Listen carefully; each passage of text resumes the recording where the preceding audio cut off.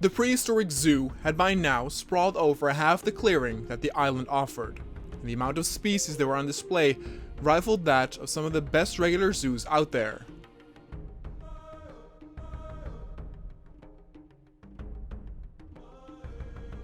Yet some pretty pristine and important assets had not been established, including the Giganotosaurus, the Diplodocus, any flying types, or of course, the king of the dinosaurs, the feared and respected T-Rex. This last one was of course in the minds of many ever since the park opened.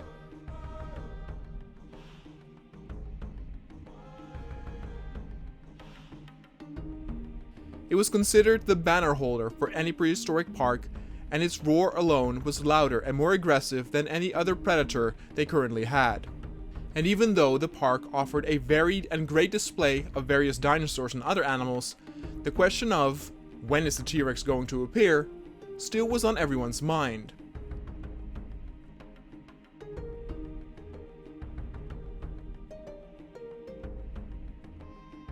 But it was important for shareholders and money spenders to not showcase this magnificent beast too early, since this could dampen the introduction of less spectacular animals afterward.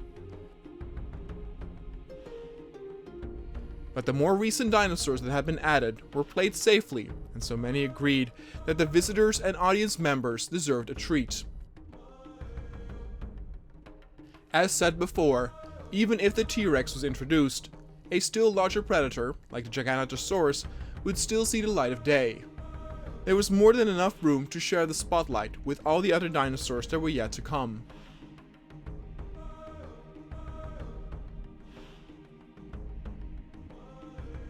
But then of course the most important question was, what type of T-Rex would be introduced? They could retrieve the dinosaurs that broke loose from the first park and established a pack in the wild afterward before being deployed in the safari park. But the photographs of those carnivores were all too familiar by now, which could take away from the splendid awe.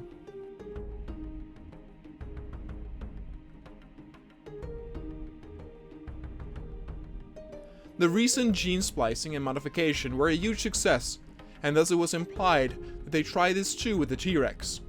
Much like with the Spinosaurus before, many different teams of scientists had come up with the potential models and formulas to create the perfect T-Rex according to their design.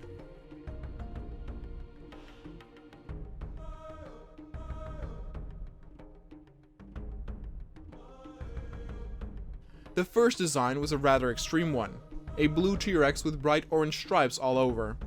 This type was inspired by an old PlayStation 1 game called Jurassic Park Warpath, a fighting game with dinosaurs.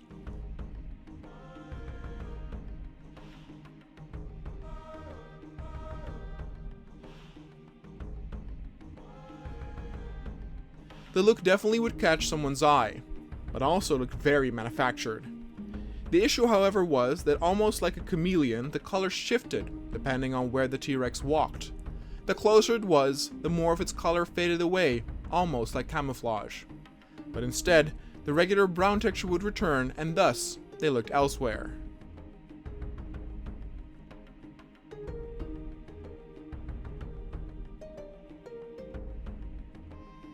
The next presented T-Rex was inspired by the one showcased in Jurassic Park 3, where it briefly had a cameo.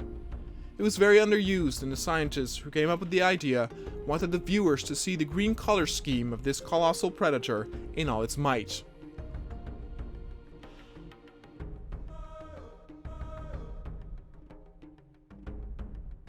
Then the final two were interestingly enough inspired by toys. Before the artificial recreation of dinosaurs came to existence, there were of course a ton of toys available already. One of these toys was the apparent Hasbro Canyon version, a very cool and unique design. Its white colors, with the orange pattern and of course the diamond-like encrusted ridge around its eyes, made this one beauty to behold. It once again really looked artificially fabricated though, but was quite pleasant to the eye. It was almost like a racing car amongst dinosaurs, with how bright and intense its colors and patterns were.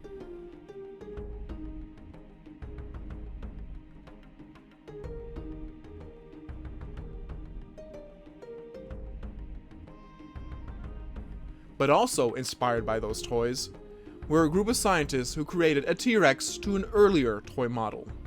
One that was dark brown, even a bit red, and had black stripes and spots all over. And fate would have it that the owner of the park actually owns this toy and got it for Christmas way back when.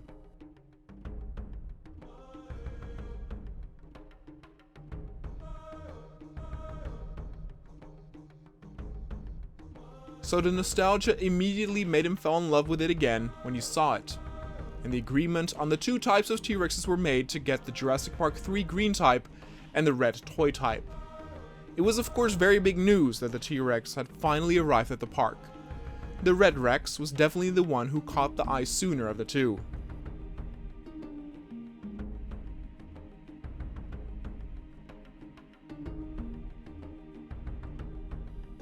Not everyone was old enough to remember that toy, and so the younger audience members found that it resembled a character like Darth Maul, as its dark red and black stripes made it a look-alike of that Star Wars character.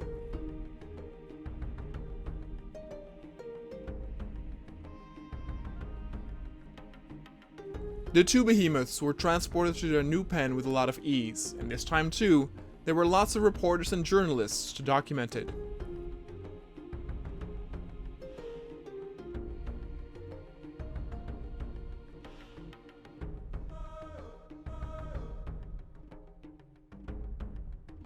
The two dinosaurs were quite lively when they arrived at the pen.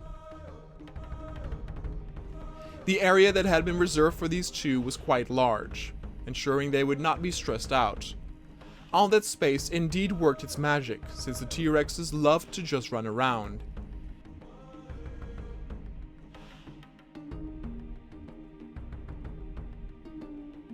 They had worked up quite a thirst and appetite, and often were not too far from one another. They clearly seemed to have a bond created amongst them, fascinating the scientists on the pairing behavior of this particular species. It could be that the T-Rex and his or her mate had a tighter bond than most other dinosaurs, which was interesting because they were definitely considered an apex predator, not therefore reliant on the help of others.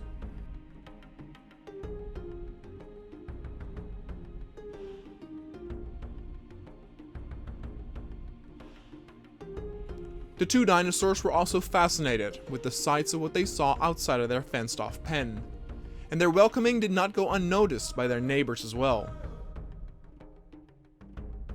The Utahraptors could definitely tell that dinosaur royalty had landed near them, but they never really felt threatened. Their intelligence was apparently high enough to where they realized the situation they were in, and that both dinosaurs were separated by the fences.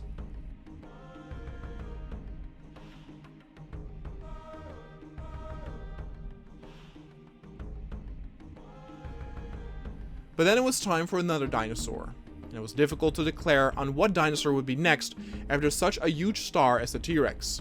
And thus, some felt they should just go small this time, and therefore, a very tiny pen was reserved for a new critter.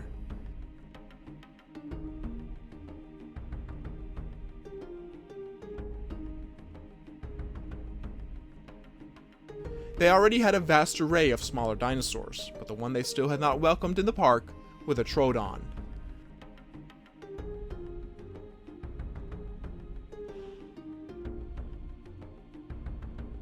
The Troodon made their first debut back at the safari park. These little devils favored hunting at night in packs.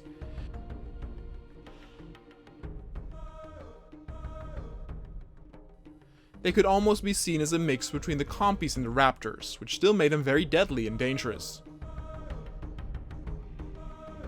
They were so small that they could still easily get lost in the grass, and therefore the park wanted to make sure that plenty of the dinosaurs would be brought into the park.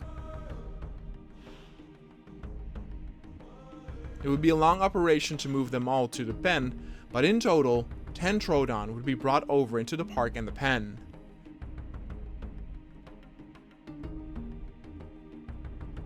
Though the pen was smaller than all the other areas, it was still more than enough to please the Troodon pack. It would ensure that the audience members would get a good look at these new little guests of the park.